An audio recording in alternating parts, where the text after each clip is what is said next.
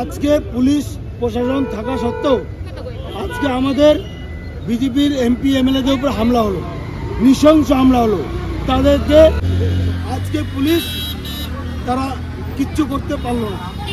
আজকে তাদেরকে প্রোটেকশন দিতে পারলো না একজন এমএলএ এমপিকে। তাহলে এই পুলিশ সাধারণ মানুষকে কিভাবে প্রোটেকশন দিবে? তাদের কাছে প্রোটেকশন আশা করা যায় না। আজকে আমরা তার জন্য বিক্ষোভ প্রদর্শন আমরা আজকে করছি। আজকে এই পুলিশ আমাদেরকে টেনে হেসে সেখান থেকে উঠিয়ে দিচ্ছে। আজকে পুলিশ তার মানে কি, যে একজন এমএলএ এমপি সাধারণ মানুষকে প্রোটেকশন দেওয়ার জন্য পুলিশ না। পুলিশ শুধু গণতান্ত্রিক যারা আন্দোলন করবে, তারা বাস্তবতা নিয়ে আন্দোলন করবে, যারা বাস্তবতার সাথে লড়বে, সেই আন্দোলনকে বন্ধ করার জন্য, অর্থাৎ মানে মানুষের যে কণ্ঠ, সেই কণ্ঠকে রোধ করার জন্য পুলিশকে মমতা সরকার লেগিয়ে দিচ্ছে এবং লাগিয়ে দিচ্ছে। তো আজকে এই সরকার কখনোই থাকতে পারে না। একজন সরকার, সে জনসাধারণের সরকার, সে জনসাধারণকে প্রোটেকশন দিতে হবে, কিন্তু এই সরকার সম্পূর্ণভাবে প্রোটেকশন দিতে ব্যর্থ। এবং এই আমরা যেটা সবচেয়ে বড় ব্যাপার, যে মালদার একজন এমপি ছিলেন এবং আমাদের যে পশ্চিমবঙ্গের বিধানসভার যে চিফ হুইপ, তিনি অবধি শঙ্কর ঘোষ, তিনি অবধি সেখানে ছিলেন, তাকে অবধি তারা প্রোটেকশন দিতে পারছে না। তারা আজকে সেখান থেকে তাদেরকে মারা হলো, ঢিল ছোড়া হলো। আজকে পুলিশ সেখানে দর্শকের ভূমিকা, নিষ্ক্রিয় একটা ভূমিকা পালন করে। কিন্তু আজকে আমরা, আপনারা দেখেছেন যে আমরা কোনো না আমাদের কাছে লাঠি আছে, না আমাদের কাছে বন্দুক আছে, না আমাদের কাছে কোনো অস্ত্র আছে, না আমাদের কাছে পাথর আছে। আমরা শান্তিপূর্ণভাবে আন্দোলন করছিলাম, কিন্তু পুলিশ সেই আন্দোলনে বাধা দিল। পুলিশ সেই আন্দোলনকে আমাদেরকে টেনে এসে সেখান থেকে রাস্তার পাশে ফেলে দিল। তো সুতরাং এই পুলিশ শুধুমাত্র মানুষের কণ্ঠরোধ করতে পারে।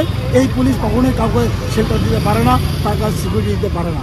এই পুলিশকে আমরা হাই হাই জানাই এবং এই পুলিশ মন্ত্রী মমতা ব্যানার্জি, মুখ্যমন্ত্রী মমতা ব্যানার্জি, তাকে আমরা ধিক্কার জানাই, তাকে আমরা লজ্জা জানাই এবং তাকে ছিছি বলে আমরা সম্বোধন করি। ধন্যবাদ।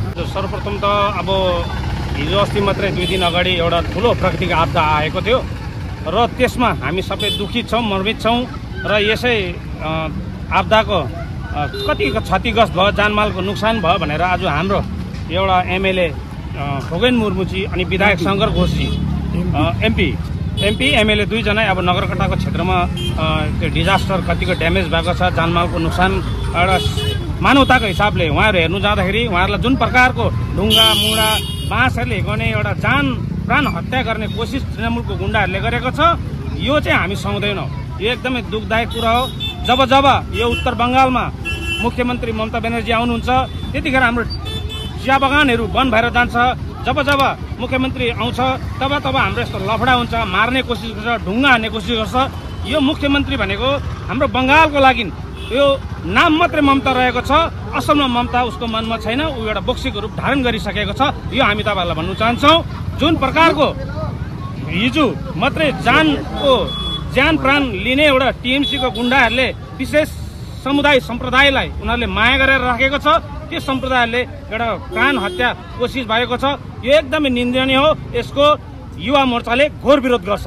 यही नै भन्नु चाहन्छ। र आउनेवाला दिनमा तपाईँको के हुन्छ रणनीति? जुन अपराधीहरू छ त्यसमा गिरफ्तार भएन भने चाहिँ आउनेवाला दिनमा हाम्रो फर्स्ट अफ अल डिमान्ड यो नै छ कि जसले यस्तो कुकर्म गरेको छ, हामीलाई थाहा छ उनीहरूले तृणमूलले कारबाही गर्दैन, तर हामी भन्छौँ उहाँहरूलाई पक्रेको हुनुपर्छ, कानुनी हिसाबले सजाय दिएको हुनुपर्छ, नत्र भने सारा उत्तर बङ्गालमा आगो लाग्नेछ। यो कुरा तपाईँले ध्यान दिनुपर्छ।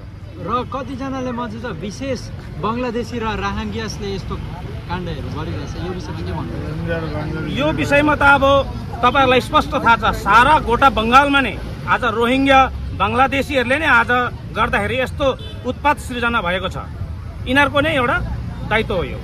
यसको दायित्व चाहिँ मिस ममता ब्यानर्जी स्वयं पुलिस मन्त्री भएकोले उसले लिएको हुनुपर्छ। यही नै भन्नु चाहन्छु। हुन्छ दादा, धन्यवाद। तपाईँको नाम र परिचय? मेरो नाम विनन लामा, 1 नम्बर युथको प्रेसिडेन्ट।